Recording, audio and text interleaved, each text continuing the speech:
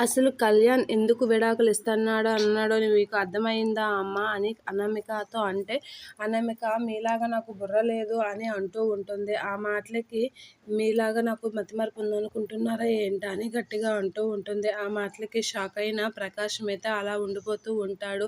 ఇక రాజు వాళ్ళందరూ అయితే అనామిక అనే మాటలకి షాక్ అవుతూ ఉంటారు. కావ్య వీళ్ళందరూ అయితే షాక్ అవుతూ ఉంటారు. బామ్మ వీళ్ళందరూ అలా చూస్తూ ఉంటారు. అపర్ణ ఏంటి అనామిక నువ్వు ఏం మాట్లాడుతున్నావో నీకు అర్థమయ్యిందా?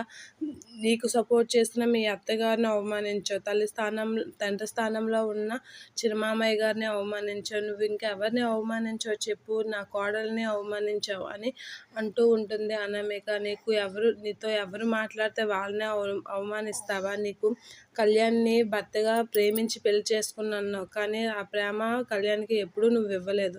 అలాంటి నిన్ను ఇంట్లో ఎలా ఉంచుతామనుకుంటున్నావు? ఇంత ఘోరంగా ఎందుకు మాట్లాడుతున్నావు అని అంటూ ఉంటుంది అపర్ణ. ఆ మాటలకి అనామిక అయితే ఏంటి మీరు నాకు చెప్తున్నారా అని అలా చూస్తూ ఉంటుంది. నువ్వు ఇంత ఘోరంగా ఇంత దిగజారి మాట్లాడాల్సినంత అవసరం లేదు అనామిక అని అనేసరికి, మీరు దిగజారడం గురించి మీరే నాకు చెప్పాలి అని గట్టిగా అంటూ ఉంటుంది. ఆ మాటలు అనగానే ఒక్కసారిగా షాక్ అవుతూ ఉంటుంది ఇక అపర్ణ. ఆ మాటలకి ఏం మాట్లాడాలో తెలియక అలా చూస్తూ ఉంటుంది.